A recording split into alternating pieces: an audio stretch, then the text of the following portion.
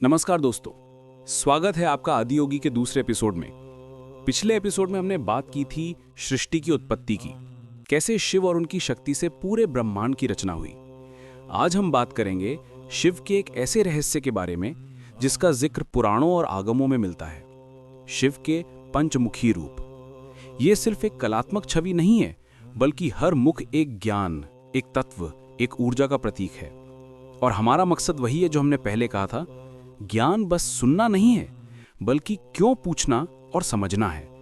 तो चलिए आज भी हम वही सवाल लेकर चलते हैं। क्यों पंचमुखी शिव? आखिर इस रूप का मतलब क्या है और इससे हम अपनी जिंदगी में क्या सीख सकते हैं? क्योंकि ज्ञान तभी अपना है जब उसका एक अर्थ हो, एक मकसद हो।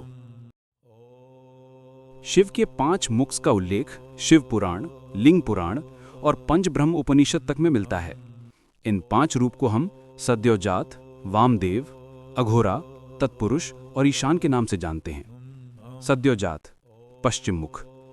ये मुख सृष्टि का प्रतीक है। ये बताता है कि शिव ही सृजन करता है। यहां से हम सीखते हैं कि नई शुरुआत हमेशा संभव है। वामदेव उत्तरी मुख। ये सौंदर्य, प्यार और रक्षा का प्रतीक है।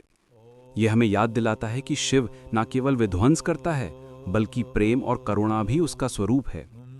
अघोरा दक्षिण मुख। ये मुख भय के ऊपर विजय पाने वाला है। इसका अर्थ है कि जीवन के अंधकार से निकलकर प्रकाश की ओर बढ़ना। तत्पुरुष पूर्व मुख। ये रूप ज्ञान और ध्यान का प्रतीक है। यह हमें समझाता है कि मनुष्य के लिए सबसे बड़ा तपस्या अपने मन को शांत करना है। ईशान ऊर्ध्व मुख। यह सबसे उच्च, सबसे श्रेष्ठ मुख है। ये शिव का मोक्ष रूप है, जो अंतिम सत्य और मुक्ति का प्रतीक है। हर मुख के पीछे एक सवाल छुपा है और एक जवाब भी। अगर हम इन 5 रूप को समझें तो ये हमारी अपनी जिंदगी के 5 डायमेंशंस भी बन जाते हैं। अब मैं आपको एक छोटी सी कहानी सुनाता हूं जो शिव पुराण में वर्णित है। एक समय देवता और दानव दोनों ही ब्रह्मांड के रहस्य को समझने में असफल हो रहे थे। दोनों ने सोचा शिव से ही पूछा जाए।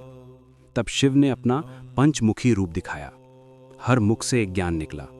एक ने कहा, सृष्टि का रहस्य नई शुरुआत में है। दूसरे ने कहा, बिना प्रेम और दया के ब्रह्मांड का कोई अर्थ नहीं। तीसरे ने कहा, अंधकार के बिना प्रकाश नहीं। चौथे ने कहा, ध्यान ही सही मार्ग है। और 5वें ने कहा, मोक्ष अंतिम सत्य है। देवता और दानव दोनों ने अपने अपने तरीके से इन बातों को समझा, लेकिन सही अर्थ वही समझ पाया जिसने सवाल पूछा, क्यों? और इसीलिए शिव का ज्ञान कभी एक तरफा ही नहीं होता। उसमें हमेशा व्याख्या और उद्देश्य छुपा होता है।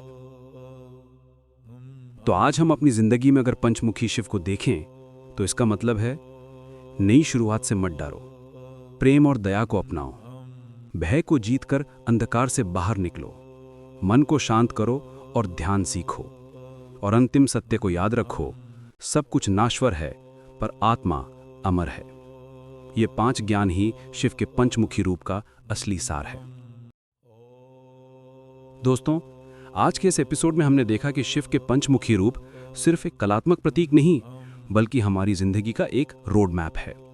आपको इस कहानी और ज्ञान से क्या सीखने मिला, मुझे कमेंट्स में जरूर बताइएगा। और अगर आपको यह पॉडकास्ट पसंद आया हो तो लाइक कीजिए, शेयर कीजिए और आदियोगी चैनल को सब्सक्राइब कीजिए। अगला एपिसोड और भी रोमांचक होगा, जिसमें हम बात करेंगे शिव के तांडव नृत्य के रहस्य की। तब तक के लिए ओम नमः शिवाय।